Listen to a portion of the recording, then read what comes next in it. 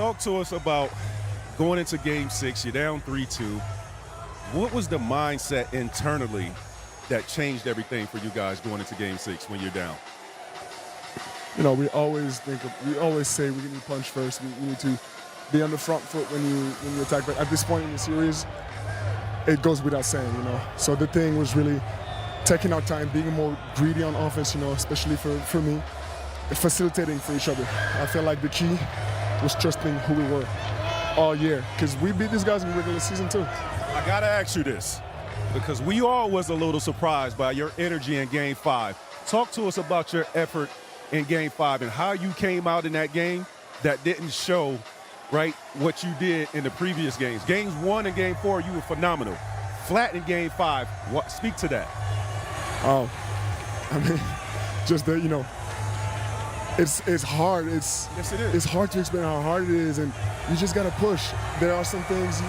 There's no magic solution. You gotta will your way into it. I have a question, Wemby. I know you hear all this crowd. 22 years old, first Game 7 on the road against a back-to-back MVP. You looked at that MVP ceremony a couple weeks ago when Shai received that and said, that's my trophy.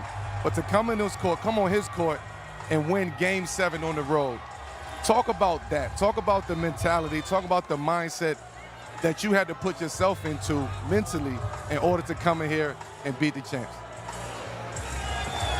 This fueled me more than anything else could have. Sometimes this game is so hard. This team is so good that you got to use every single emotion you got in you in order to win. And sometimes these emotions is passion, is love for the game. Sometimes it's anger. Sometimes it might even be jealousy. But I don't want to use weigh myself down with any of these energies. I use them on the court. I love that. Powerful. Coming into Game 7, we know what we said we wanted to see from you. What was your plan of attack for tonight for your team? Trusting who we were, trusting each other on both sides of the floor, playing harder than ever. You know, if there's one day in your life for our young career right now where you got to do more than you used to, it was today. It was today, and these guys just showed up like never before. I gotta ask you, Wemby, we pulled out the box score. The first thing you said you look at is plus minus, but I want you to think about the series at large and just rate your performance, how you think you led this team. How would you describe your performance if you just had to give it a grade at this moment? I would say it was a lot of personal difficulties because they were so focused on me that I needed to find ways to help my team, even though, like, of course they were going to guard me, but like they were actively trying to prevent me from helping my team. And I feel like with the course of this series, I find answers because the coaches were amazing, offense and defense. And the whole point was, you know, trusting the basketball gods and trusting my teammates. Can you take me a little bit inside those conversations? We kept seeing you and Mitch Johnson having, like, you would lean over, you'd have a conversation, you go in, you might be sitting right there waiting to go in. What was he saying to you? Like, how is he helping you become the best player you could possibly be? It's quick words. Like, it feels like we've been together for 8 seasons already, you know. And at this point in the series, it's automatic, you know. And sometimes just a look, sometimes just a word, and we understand each other more and more. So it could be on plenty of things. Vic, 2 people on your team. Bismack Biyombo and Harrison Barnes, 2 veterans. Talk to me about their impact on you, not the team, on you as being...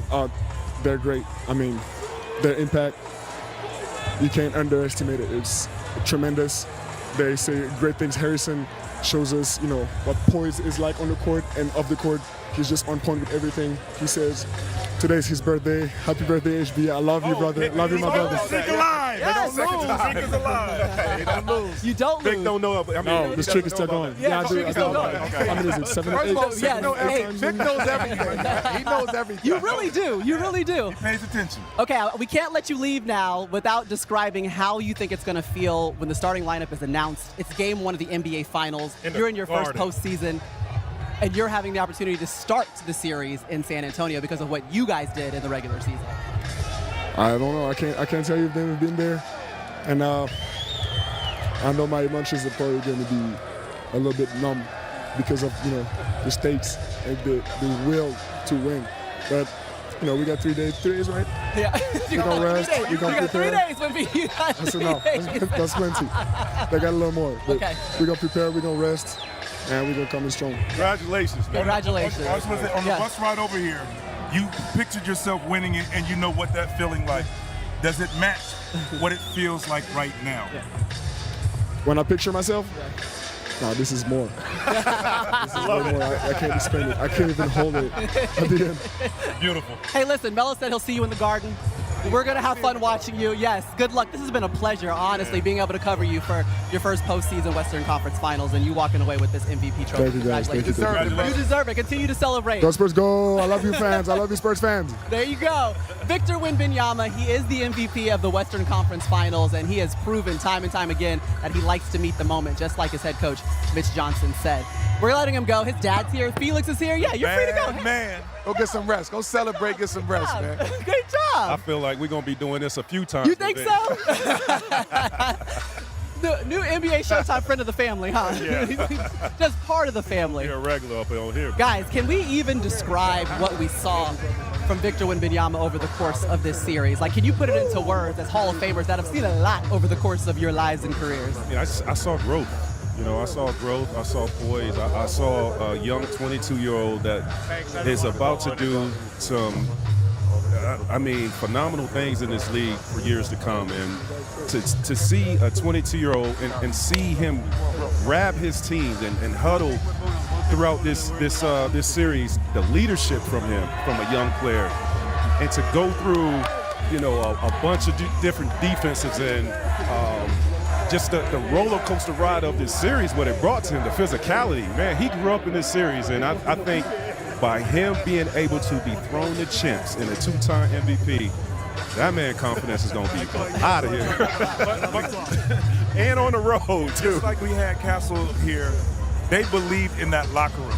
And silly us, we say too young, inexperienced. But they drew from their togetherness. They drew from their experience from the regular season, feeling that they can beat them. And they felt like they had the formula, but they had to go and prove it. And we know regular season wins, playoff wins are different. And I tell you what, man, their confidence, his confidence, you can see, like, I believed when they walked out here that they were ready for this moment and this challenge. Well, you talk about what Wemby means to this team, to that fan base, to that city, to that state. All of the above. He sat here and told us his mindset coming into Game 7. I have to do everything that I need to do to win this game. I have to do everything to make my teammates better. Again, we keep going back to him being 22 years old, man, with that mentality, with that mindset, that level of maturity, that level of awareness, to be aware of all of this at 22 years old. A lot of 22-year-old guys are just coming out here playing and just being part of the motion. He understands this moment. He understands what it means to go grab that trophy that Shai had, right? He understands what it means to come play against a back-to-back MVP. He understands what it means to go play in Madison Square Garden. At 22 years old, bro, I don't think we've seen a 22-year-old basketball player with that mindset and that level of focus. Yeah, and he came over here and said, listen, there's a lot of emotions he's felt over the course of this series. Anger, jealousy, love of the game, passion, and he's had to work to harness all of those things. Like that internal battle and struggle is what he carries on his shoulder, just being the transcendent player that he is. But let's talk about moments, and the moments are what make all-time great players. He rose to meet it, right? I mean, he wanted it. He wanted it once Shai received that MVP. He wanted it all season when he was injured and preparing for this moment right here. He showed he wanted it, and he went out there and he took what was his, that he believed that what was his, and his teammates backed him up. All of those guys came together tonight and put on a show, put on a hell of a show. They shot the ball extremely well. Guys that we've been saying that should have been playing or we wanted to play better, they played better tonight. And they shot the ball. They shot the ball well. Darren Fox is one of them. Champagnie shot the ball extremely well. Keldon Johnson came in, was very, very physical when he came in the game and putting pressure on the ball. And he was barking tonight. When you see Keldon Johnson barking out there, you know what time it is.